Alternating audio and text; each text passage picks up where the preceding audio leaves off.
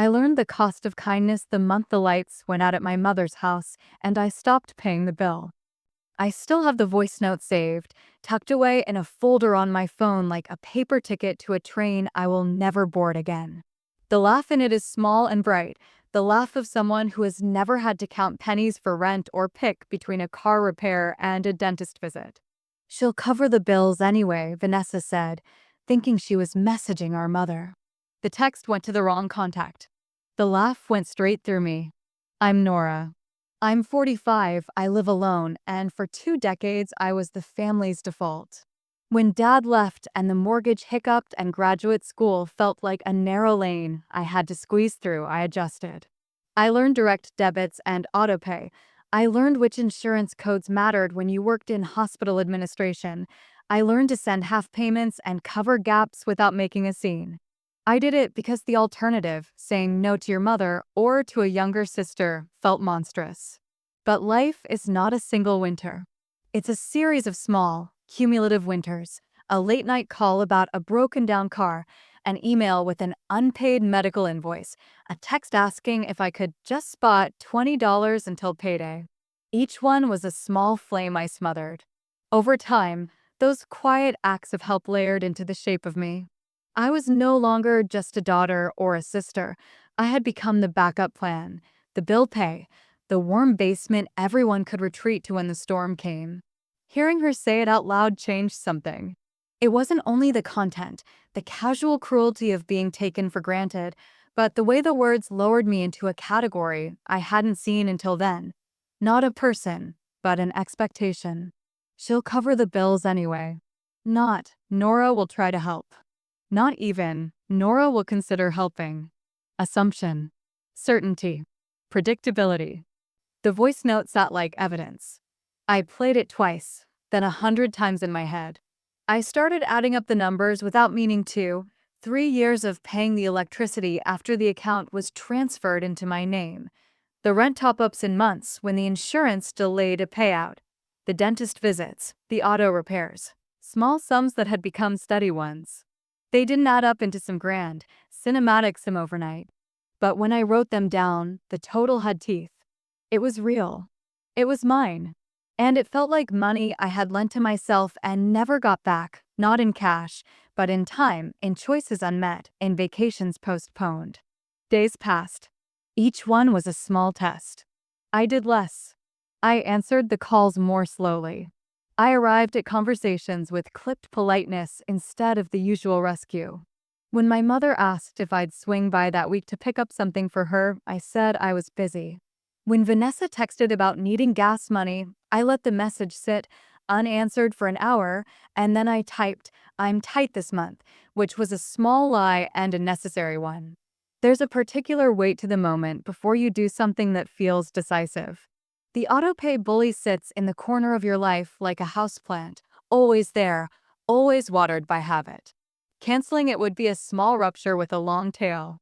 If I canceled the scheduled payment for the electricity, I could, in an instant, reclaim that $180 a month. I could send it to my own student loan account. I could use it for medical checkups I'd been postponing. I could put it into a savings account that wasn't earmarked for someone else's emergency. It's funny how much courage it takes to stop doing the thing you have always done. In the quiet of my kitchen, coffee cooling beside me, I scrolled to the scheduled payment and hovered my thumb over the cancel button. I thought about the conversation that would follow. I thought about guilt like a familiar scent. I thought about the long list of ways I had smoothed edges for other people while smoothing none of my own. I pictured the darkened windows down the lane and imagined stepping into the heat of being the possible villain. Then I pressed cancel. For a moment I felt lighter and guilty and terrifically afraid, all in one. It wasn't a grand moral stance. It wasn't a theater of revenge. It was a choice about priorities, myself first for once. The thing I didn't know then, what none of us can know until consequences land, was how irrevocably small acts of care can settle into expectation, and how one small refusal could reset a family's axis. When the bill went unpaid and the lights went out, I learned that the person you are for your family is not only the one you intend to be. It is also the version they rely on, and sometimes, the version they resent when she stops showing up. I drove past my mother's house on the evening the power was scheduled to be disconnected because I needed to see the outcome of my own choice. It felt cowardly and necessary both. Cowardly because I wasn't ready to face them, necessary because I needed to understand what had changed. Portland's streets had that late summer softness, air full of distant lawnmowers, and the scent of someone's grill. But when I pulled onto Mom's block, the windows of her three-bedroom were dark. No porch light, no warm rectangle from the living room television. At first I thought maybe everyone was out. Then I saw both cars in the driveway, two silhouettes through the front window, and the small syllable of truth hit me. They were home. They just didn't have power. My hands were steady on the steering wheel, but my throat was tight. I wanted a scene, some dramatic revelation where they'd look at me and immediately understand that I'd done it on purpose, funny, the part of us that dreams of being caught as morally right. Instead, there was the dull, humbling human moment of seeing them in a stunned, ordinary way. My mother moving in the dark, a silhouette near the sink, Vanessa shifting something in the hallway, the evening routine made clumsy by absence. I drove home. My phone was silent. My mother did not call to say, "Did you do something?" She called instead the next morning, breathless and bewildered.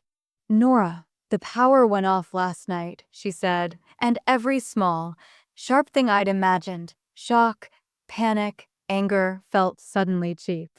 Her voice shook. "It's never happened before. I don't know what to do." And there it was, the old familiar script. Not thanks for years of quiet support, not a single backward glance at how we'd arrived here, but the immediate assumption that I would step in and fix it. "Did the company send a notice?" I asked.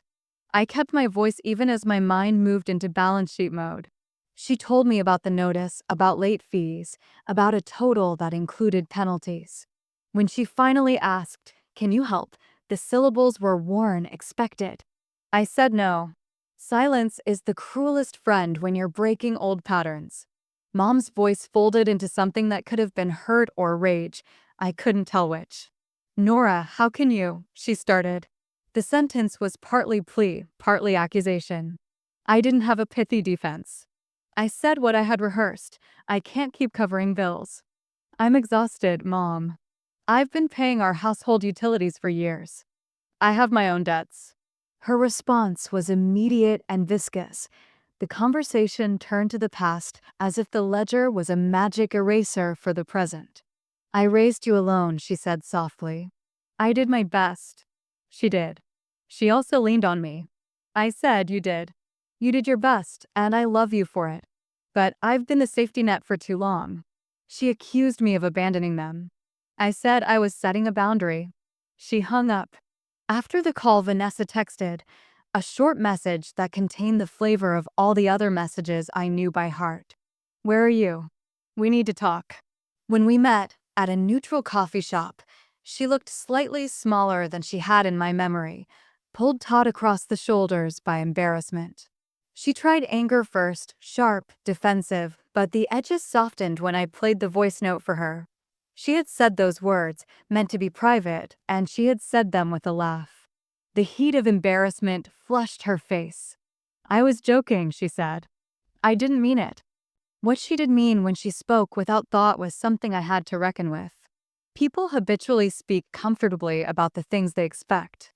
They joke about who will rescue whom in a crisis, because the rescuing has become routine. When your kindness becomes a household fixture, your generosity slips into the wallpaper of other people's lives. You stop being seen as a person who sacrifices. You become infrastructure. I didn't want this to become the kind of family implosion that people whisper about at reunions. I wanted change, not drama. But change requires a crash. Without consequence, habits keep going. For days after the lights went out, I was both attacked and absolved by strangers. Old relatives called to take sides without asking for details. Friends split between fierce support and worried counsel. A cousin who had always been close offered to lend what he could. Another aunt lectured me on appearances. A mutual acquaintance messaged Vanessa with a version of the story designed to make me look ungrateful. It's astounding how quickly a single choice threatens the script everyone has into which you've always fit. But in quieter corners, lunch with my friend Mara, a long walk with a neighbor who once lost everything in a house fire, there were people who nodded as if they understood the logic of my refusal. You can't keep being indispensable, Mara said plainly as we ate salad in a shop that smelled like lemon. You're allowed to have needs. That permission landed in me like a small coin. It didn't erase the ache of seeing Mom's house dark or the shame in Vanessa's eyes when she realized what it meant to have to earn a bill, but it allowed me to imagine a different future. One where I paid my own mortgage and let others pay theirs. One where kindness was chosen, not automatic. So I kept my boundary. I listened to the protests and notes of panic. I let the household find its own way for a couple of weeks. They borrowed, they adjusted, they learned small humiliations that had a funny way of making people grow. They were angry with me, yes, but they were also alive. That first week I oscillated between triumph and guilt like someone with seasickness. There were nights I thought I'd done something monstrous. There were mornings I felt like an honest person for the first time in a long while. It's complicated, boundary setting with the people who made you. It's never a single moral choice. It's a series of rehearsals. Say no, endure the fallout, stand your ground, watch the consequences. And then, if you're lucky, watch the slow, awkward work of rebuilding trust on different terms. When I closed my eyes at night, I no longer pictured myself as a perpetual rescuer. I pictured a ledger with both columns, help given and help returned, balanced in a way that included me. The voice note remained saved, not as a weapon, but as a compass. She'll cover the bills anyway, it said. She always does. For the first time in a long time, I was not always doing it. They say families rally. They also snipe, triangulate, and practice the slow indignities of gossip.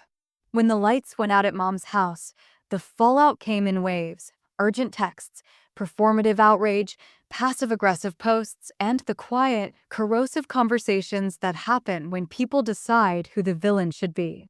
The first blow came from Vanessa, but not the kind I expected. Instead of a sustained anger, there was an instinctive, sick apology that sounded like someone trying to stitch a hem mid-storm. I didn't mean it, she messaged at 2 a.m., the glow of her phone probably making her eyes look more fragile than they felt. The next morning at brunch, she tried to explain that she hadn't been thinking, that she'd been tired, that she'd said things about me in a way she thought was joke. Jokes have gravity, though, and hers pushed me into a category I'd never wanted to inhabit. Then came the calls. Family members who rarely spoke to me for anything but birthdays suddenly had firm opinions. An aunt I hadn't seen since I was 20 called to scold me for making a spectacle. We all give when we can, she said. It's unbecoming to withdraw now. Her voice carried the unspoken rule. Generosity must be selfless, invisible, and never inconvenient for the giver. Another cousin, one who never once helped financially but loved a moral posture, called to offer tepid support. Boundaries are fine, he said, but there's charity too. It was charity when he imagined it, responsibility when I enacted it. Social pressure arrived in a very modern form, a private message from a mutual friend who'd heard a slanted version of events. She asked if I was okay and then, awkwardly, if I could be the bigger person. I was tired of being the bigger person. Being bigger too often meant swallowing small deaths of dignity so the rest of the family could maintain a comforting narrative about who paid the bills and who forgave them. Yet not everyone condemned me. Mara sat with me in my living room and made no moral speeches. People will be angry, she said. They're used to a cushion. When the cushion goes, there's a bruise. Her presence was practical, not performative. She helped me resort my bank statements into a spreadsheet I'd been avoiding for years. Seeing the numbers on the screen, monthly transfers, emergency loans that never returned to my account, the cost of being the family backstop, felt less like accusation and more like a report from a reliable witness. For years, I had internalized the transfers as acts of love. The ledger called them what they were, choices I'd made that had cumulative consequences. One evening, my mother called and told me she was embarrassed by how her friends at the senior center were whispering. That jab, more than any angry call or awkward silence, stung. People love stories where someone rescues another. They don't love the messy truth of responsibility spread thin. My mother's shame felt like a mirror held up to the part of her that relied on me, the part that had built a quiet dependence and then learned the dependence might cost dignity. I began to notice a curious thing. People who had a habit of rescuing felt threatened when rescues stopped being automatic. They assumed scarcity had arrived, that the world itself had changed in ways that justified their anger. But it wasn't scarcity, at least not in the cosmic sense. It was the simple reallocation of one person's resources towards their own future. To them, it looked like selfishness. To me, finally, it felt like survival. The social fallout forced conversations that had been deferred. My mother and I spoke with a bluntness that demanded clarity: what had been paid by habit, what had been paid out of obligation, and what could not be expected going forward. Vanessa and I traded hurt and apology in slow, halting increments.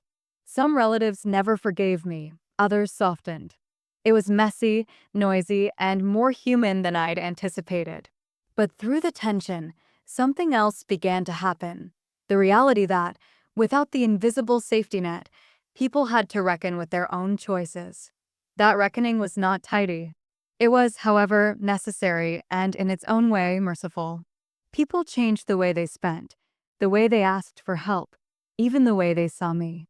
For the first time in decades, my act of refusing to be the default created space for everyone else to look at their own lives honestly. There's a quiet that sits in families like fog, the sort that happens when everyone knows something but nobody names it. After the initial storm of messages and lectures, a conspiracy of silence settled over other family matters. The dental bills left unpaid, the titles to small tensions, the little favors that used to be shuffled like currency. People avoided bringing up money in visiting rooms and over holiday tables because money had become the sharp edge of everything. That silence had its own pressure. It made ordinary gatherings awkward.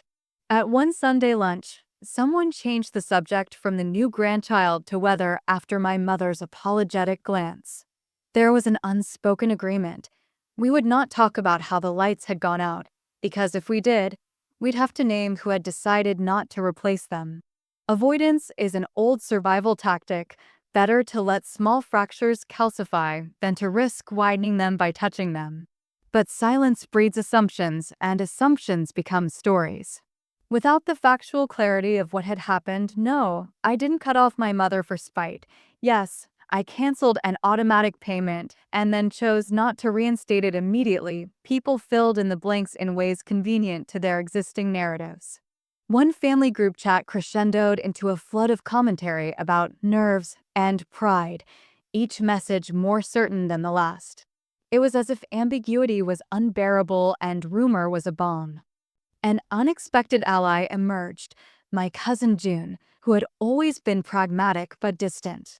She'd watched those payments wind their way from my account into other people's lives and quietly decided to offer practical help. Not money, at least not at first, but the kind of help that taught self-sufficiency.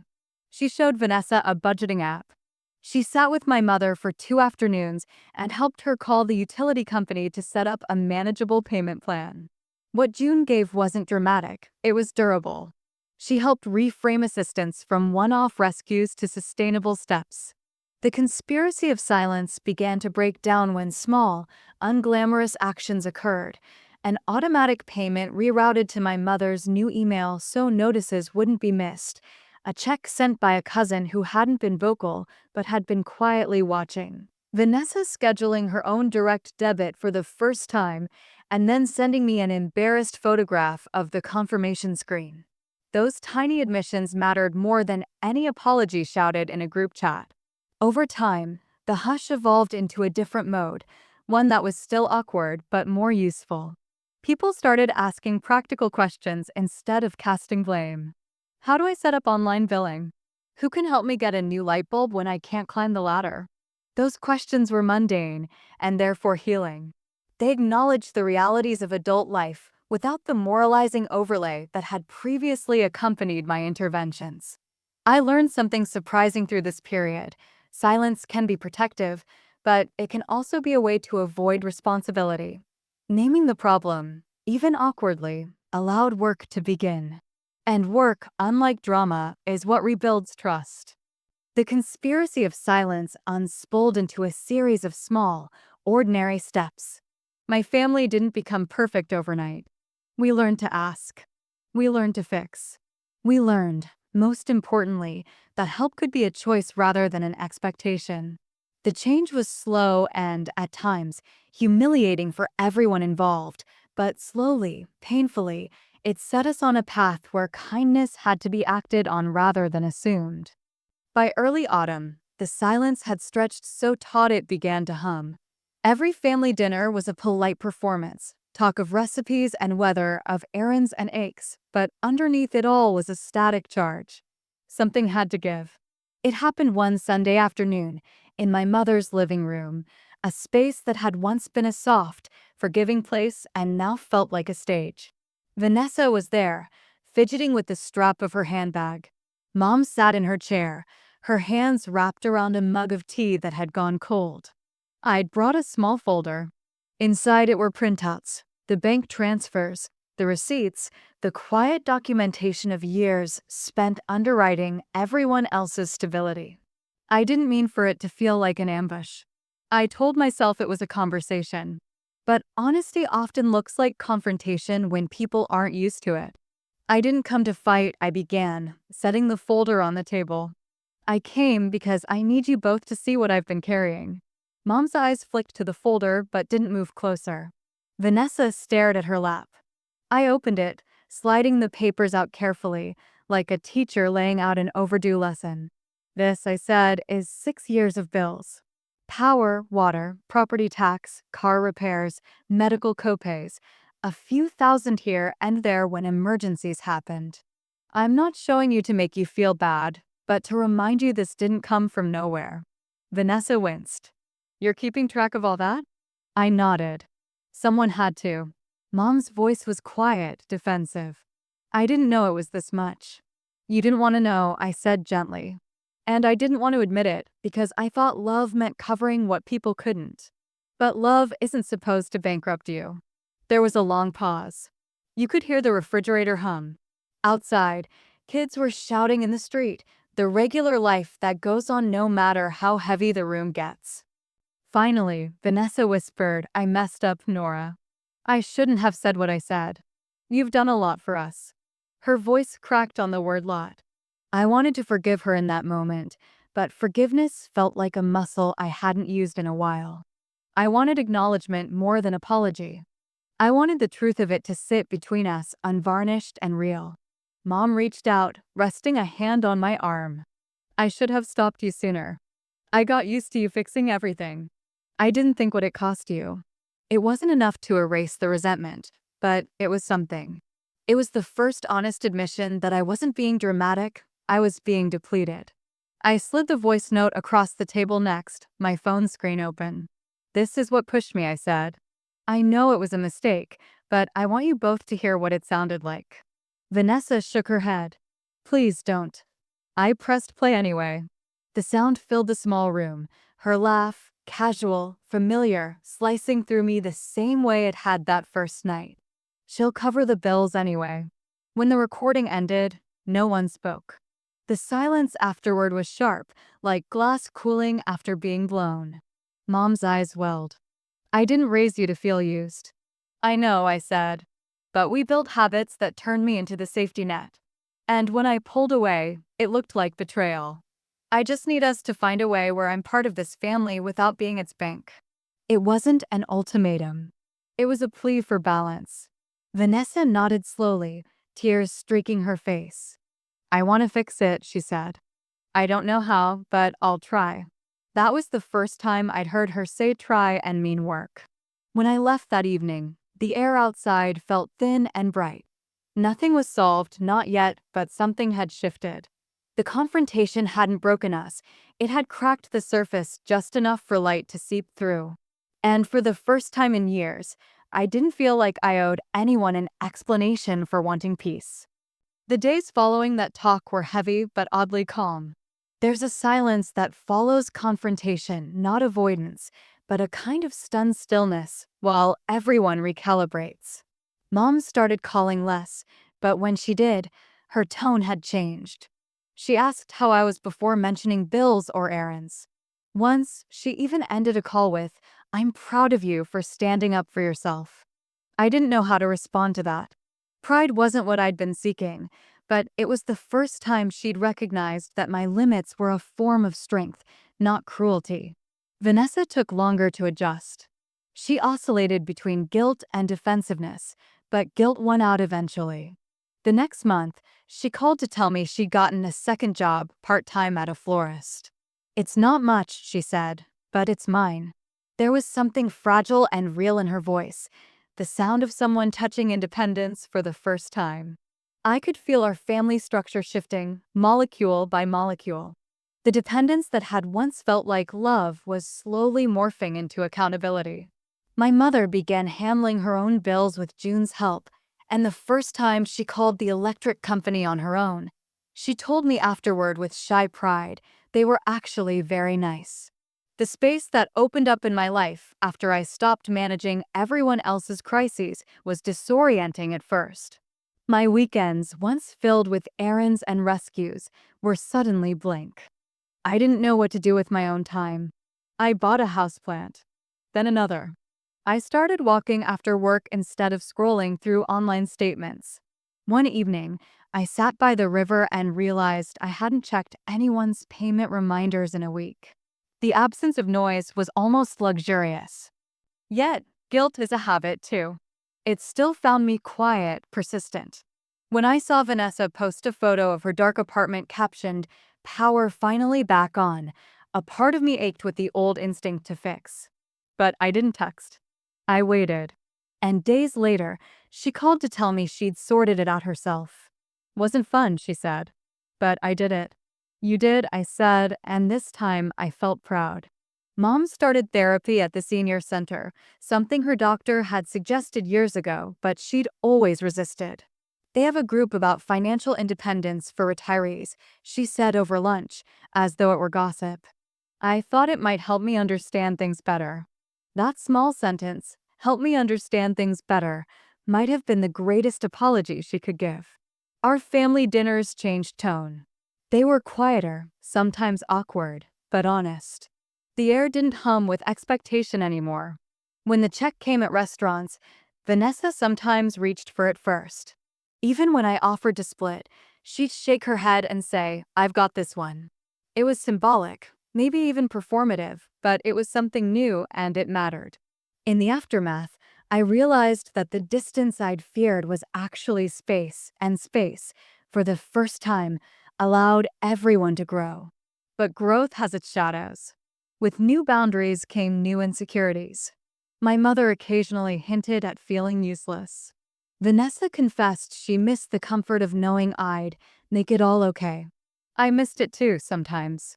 The predictability, the strange satisfaction of being the dependable one, it had defined me. Letting go meant losing a piece of the identity I'd carried for half my life. Still, there was a quiet power in that loss. I began to rebuild not my family, but myself.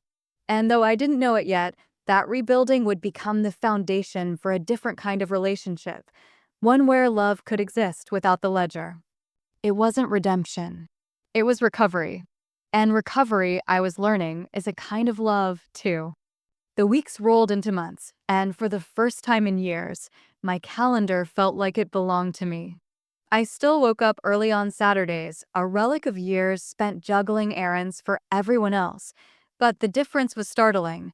No lists, no transfer confirmations, no calls from my mother asking about just one little thing. The quiet was unnerving at first. I didn't know what to do with peace.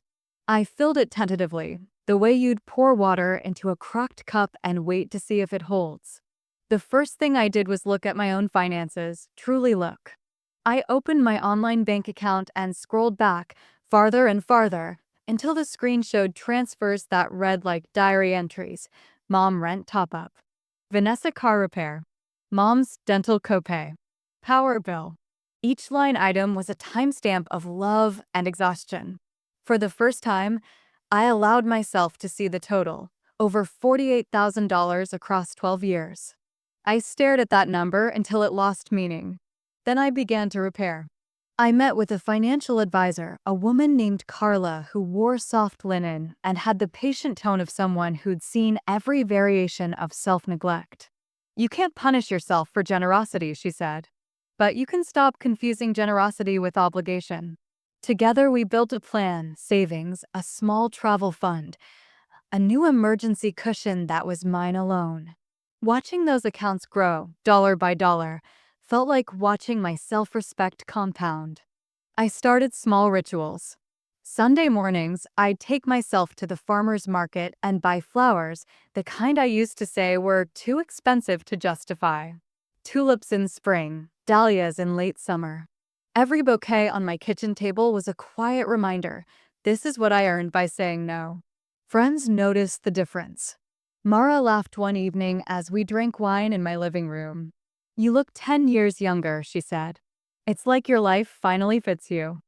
I smiled, but didn't know how to explain the relief that comes when you stop living as a utility.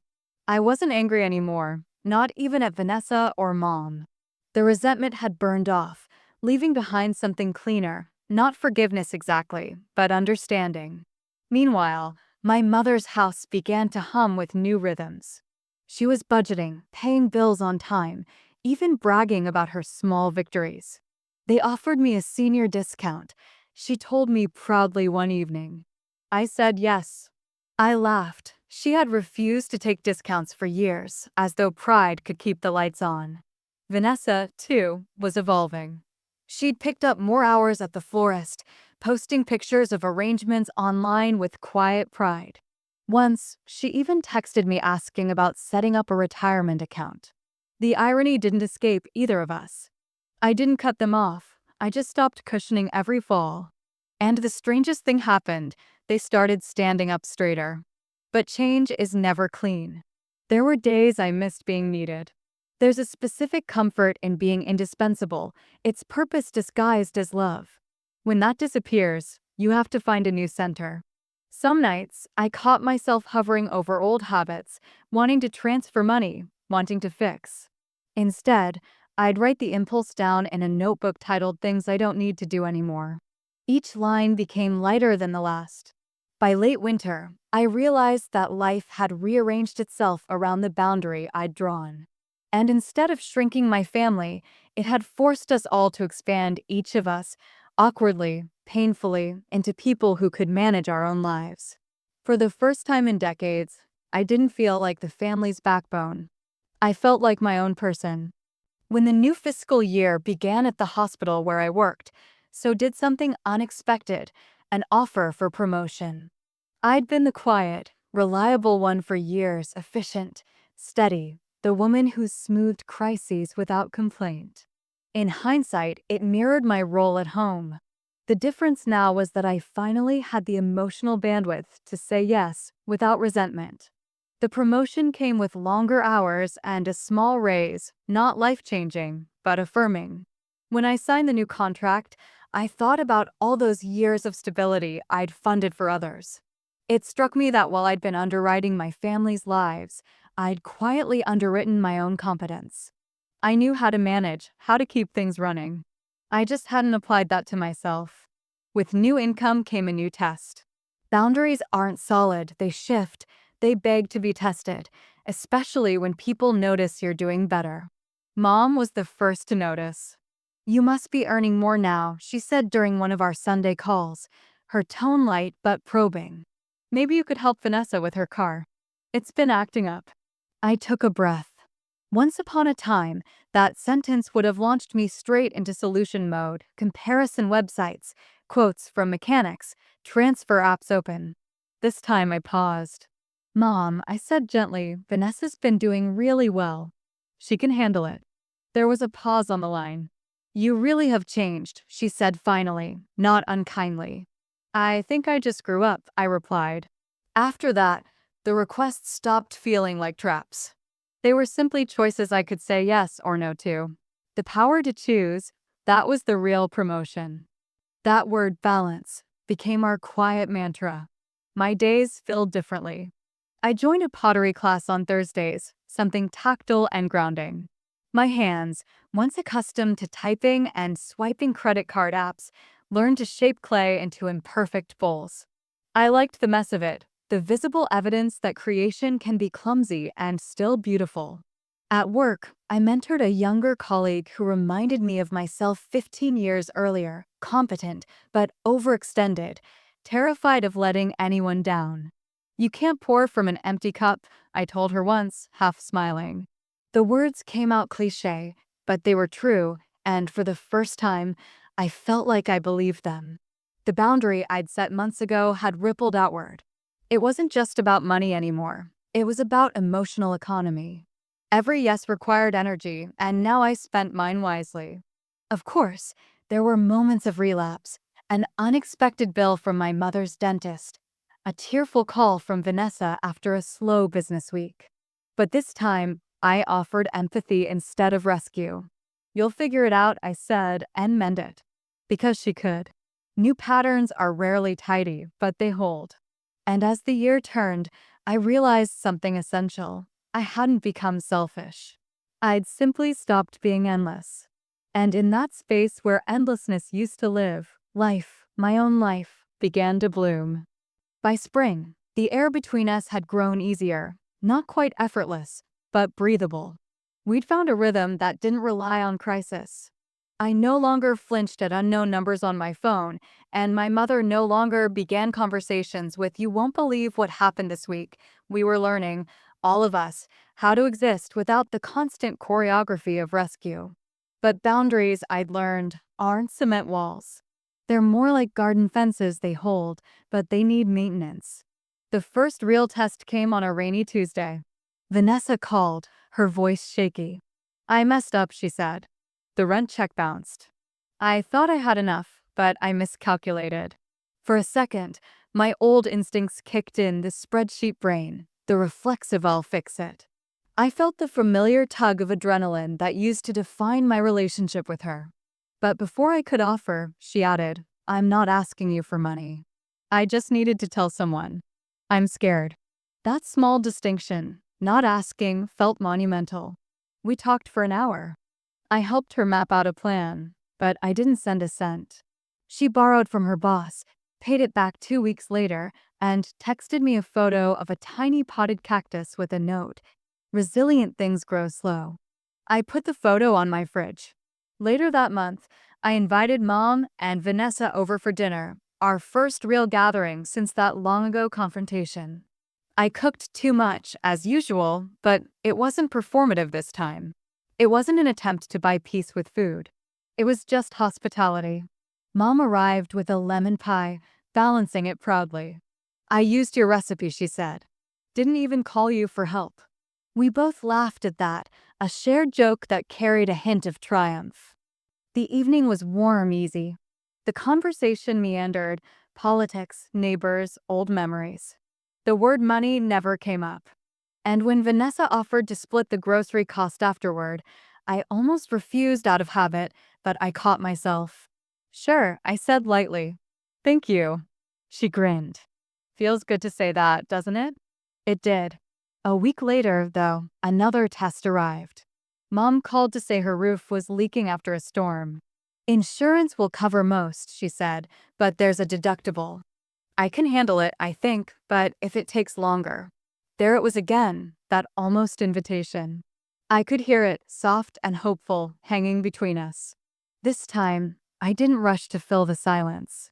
"Let's wait and see what the claim says," I replied. 2 days later, she called back. "You were right," she said, pride in her tone. "It wasn't as bad as I thought. They're fixing it next week." In that moment, I realized trust works both ways. I had to trust them to manage, and they had to trust that my no didn't mean abandonment. The months that followed were quieter, steadier. I visited more often, not out of duty, but because I wanted to. We laughed about ordinary things. We argued about trivial ones. Life felt almost boring, and I'd never been so grateful for boredom. Still, there were nights when I replayed that old voice note, not out of bitterness, but as a reminder. It wasn't pain anymore, it was perspective. The woman who once said she'll cover the bills anyway wasn't cruel. She was used to a version of me that no longer existed. Now, she was learning who I really was. And so was I. By summer, Vanessa's life had begun to bloom in ways none of us expected. The florist shop where she'd been working part-time offered her a full-time position and, a few months later, partnership in a new venture, small wedding setups, local markets, custom bouquets. She sent me photos of her stall, buckets of flowers, hand-painted signs, her face lit with a kind of joy I hadn't seen in years. "I think I'm finally good at something," she said one evening over the phone. There was pride, but also disbelief, like she was testing the sound of self-worth on her tongue. "You've always been good at things," I said. "You just never got the space to find out." I meant it. For so long, my help had been a soft cage. I'd meant well, of course I had, but my endless safety net had also robbed her of the urgency to grow. Now, watching her stretch into her own competence was like watching a child take their first steps after years of carrying them everywhere. A month later, she paid off her car loan. She called me from the parking lot of the credit union, laughing through tears. "It's mine. Really mine." I laughed too, but when we hung up, I sat for a long time in the quiet of my kitchen, trying to absorb what that meant. She had learned to do something I hadn't, to build from nothing without resentment. Mom was changing too. She started volunteering at the senior center, teaching others how to navigate online bill payments and budgeting. "Can you believe it?" she said proudly. Me, teaching about money. I could hear the smile in her voice. It struck me then how transformation rarely looks dramatic. It's not grand apologies or sweeping gestures. It's the quiet consistency of new habits. The more Vanessa and Mom learned to handle their own lives, the more space opened in mine. I traveled not far, just a weekend to the coast, a solo trip I'd postponed for years. I walked barefoot along the sand, the air smelling of salt and freedom, and I realized how long it had been since I'd done something purely for myself without guilt. When I got home, a small envelope waited in my mailbox. Inside was a thank you card from Vanessa, with messy handwriting and a pressed violet glued inside. "You were right to stop paying," it said. "If you hadn't, I never would have started living." I cried then, not the kind of tears that come from sadness, but the kind that come from relief. The kind that washed something clean. That night, I called her just to talk, not as the older sister who fixed things, but as one woman to another, equal at last. We spoke about work, love, plans, the mundane and the magical. And somewhere between laughter and silence, I realized we had crossed a threshold. Our relationship had finally become what it should have been all along, not a transaction, but a friendship. That's the strange grace of letting go. You lose control, yes. But in the space that follows, something truer has room to grow. And when it does, it no longer needs rescuing. It stands on its own, fragile, beautiful, but strong enough to hold its own weight. Change doesn't stay contained. It moves quietly, sometimes invisibly, through the spaces between people. By the end of that year, I began to notice the ripple effect of my choice not only in my family, but in the small community orbiting around us. It started subtly.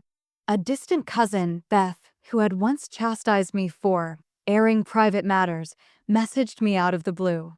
"I get it now," she wrote. "My daughter's been leaning on me too much. Your story made me think." I stared at the message for a while, surprised. I hadn't realized anyone outside the immediate circle had been paying attention, or that what once felt like humiliation had quietly become an example. At church, too, I caught small shifts. During a group lunch, one of Mom's friends mentioned how brave it was that she'd taken over her own finances. Mom blushed but smiled. "Well, Nora gave me the push I needed, she said, and there was no bitterness in it this time, only warmth. Vanessa told me her coworker had asked for advice on budgeting after hearing her story. "You've started a movement," she joked. It wasn't a movement, of course, just the natural echo of one woman refusing to keep bleeding quietly. Still, I couldn't help but marvel at how a single act of saying no could open so many doors, how it could give permission, in ways words never could, for others to reclaim themselves too. The ripple even reached my workplace. My boss, noticing how I'd stopped volunteering for every extra task, began redistributing responsibilities more evenly. I overheard a coworker whisper, half admiringly, "Nora finally learned boundaries." It made me laugh, not in mockery, but in quiet pride. I was becoming known not for my willingness to endure, but for my ability to choose. Of course, not all the ripples were gentle. Some relationships never fully recovered. A few relatives still avoided me at gatherings, muttering that I'd changed too much. I stopped trying to correct them. They were right, I had changed. But what they couldn't see was that change didn't make me harder, it made me whole. One autumn afternoon, Mom called and asked if I'd join her for a talk she was leading at the senior center. "It's about financial independence," she said, with a shy kind of pride. "I want to tell people what I learned, that asking for help isn't the same as expecting it." I went, sat in the back of the small room, and listened as my mother spoke to a group of women her age. Her voice trembled at first, but soon it found its rhythm. She talked about dignity, gratitude, and the freedom that comes from paying your own way, and then, unexpectedly, she said, "My daughter taught me that boundaries are a kind of love. They protect everyone, not just the person setting them." I blinked fast, pretending to take notes, because my throat had gone tight. It wasn't forgiveness that washed over me, it was recognition. Later, we had coffee together, and I realized we'd finally met in the middle. No rescuer, no dependent. Just two women, both learning, both still flawed, but finally equal in the ways that mattered most. The ripples had reached their edge. But they hadn't faded, they'd become the tide beneath everything that came next. It was early spring again when I found the listing, a small, sunlit house about 30 miles outside the city. Nothing grand, just a two-bedroom with wildflowers growing in the yard and a porch that faced west. The kind of place that asked for a slower life. I wasn't planning to move. But something in me, the same quiet part that had once whispered, "Cancel the payment," stirred. I drove out one weekend to see it. The real estate agent handed me the keys, and I stepped inside to find dust motes spinning through golden light. It felt like freedom. Owning my own home, only mine, would mean one thing: permanence. A line in the sand between who I'd been and who I'd become. But it also came with guilt. Moving away meant more distance from Mom and Vanessa. Less proximity, less availability, less control. That night, I couldn't sleep. I walked through my apartment, touching the walls that had carried my earlier version, the Nora who fixed, who managed, who stayed small so everyone else could expand. The walls felt thinner now, like they were ready to let me go. When I told my mother about the house, she hesitated. "So far," she asked softly, "you won't be just down the road anymore." "I know," I said, "but I'll still visit. I just need something that's mine." She was quiet for a long time. Then she sighed. "You deserve that." It felt like permission. Vanessa's reaction surprised me even more. She squealed through the phone, thrilled. "You're doing it, Nor. Finally something for you." Then, after a pause, she added, "And don't worry about us. We've got things handled now." Those words, "we've got things handled," were more beautiful than the house itself. A few weeks later, I stood on the porch of that small house, keys in hand, watching the sun melt behind the hills. The quiet around me was immense, almost holy. I thought of the years when I'd measured my worth in the problems I solved, the bills I paid, the chaos I absorbed. And now here I was, no one asking, no one needing, no one depending. Just me and the hum of my own life. Of course, freedom has its loneliness. There were nights I missed the noise of family, the small interruptions that used to fill my days. But loneliness, I learned, can also be peace in disguise. I hosted my first family gathering in the new house that summer. Mom brought her famous pie. Vanessa arrived with flowers from her shop, peonies this time, lush and defiant. We ate on the porch, laughter spilling into the warm air. When the bill for pizza came, Vanessa insisted on covering it. Tradition, she said, grinning. It wasn't about the money. It was about balance. That night, after they left, I stood by the sink, washing dishes slowly, feeling something close to awe. Every decision I'd made, every painful no, every awkward conversation, every sleepless night, had led to this simple peace. The house wasn't just a place. It was proof. Proof that love doesn't have to cost you yourself. Proof that boundaries, when held long enough, become the scaffolding for joy. And somewhere deep inside, I knew the hardest part was over. The life I'd built was no longer a reaction to anyone else's needs, it was finally my own. The summer after I moved into the little house marked a quiet milestone. There were no crises, no urgent messages, no unpaid bills hanging in the air like ghosts. Life had flattened into something I'd once thought dull but now found exquisite, ordinary peace. Sundays became ritual again. Mom came for lunch once a month, always with a new story from her volunteer group. She was still a worrier, still opinionated, still my mother, but the tension between us had thinned into something softer, almost affectionate. We spoke to each other like women now, not as debtor and creditor. Vanessa flourished. Her flower shop, Wild Grace, she'd named it, was thriving. Sometimes she sent me photos of her displays: peonies for weddings, eucalyptus for quiet memorials, sunflowers for new beginnings. Flowers are just boundaries in bloom, she joked once, and I laughed harder than I meant to. Our conversation shifted from, how do I fix this, to, guess what I learned today? It was a small but radical change, from survival to curiosity. The rest of the family adjusted, too, in their own ways. The aunts who had once judged me softened. The cousins who'd avoided me now asked for advice on their own tangled finances. I didn't play savior anymore, but I didn't shut them out either. I offered empathy, not solutions. At work, I found myself mentoring others, mostly women my age, burned out from decades of quiet caretaking. You can love people and still have limits, I'd tell them. The two are not opposites. Each time I said it, I believed it more. My life was full, but not busy. There's a difference. I tended a small vegetable garden in the backyard, hosted book club once a month, even took a painting class where I was the oldest student and the least talented, which felt like freedom in its own right. And sometimes, late at night, when the crickets hummed outside and the air smelled faintly of cut grass, I'd sit on the porch with a glass of wine and think about how simple this all seemed now. How impossibly difficult it had felt to arrive here. There were still flickers of the past, an old ache when I heard someone say family comes first, or when Mom hinted that she missed the days when we were all under one roof. But now I could love those memories without getting lost in them. We were still a family, just reassembled. Not perfect, never that, but honest, grounded, real. The kind of family that understood help had to be asked for, not assumed, that love didn't mean sacrifice to the point of erasure. I'd spent most of my adult life trying to hold everything together. And now, by letting it fall apart just enough, I'd built something stronger. Something sustainable. This was my new normal, quiet, imperfect enough. It's been 2 years since the lights went out at my mother's house.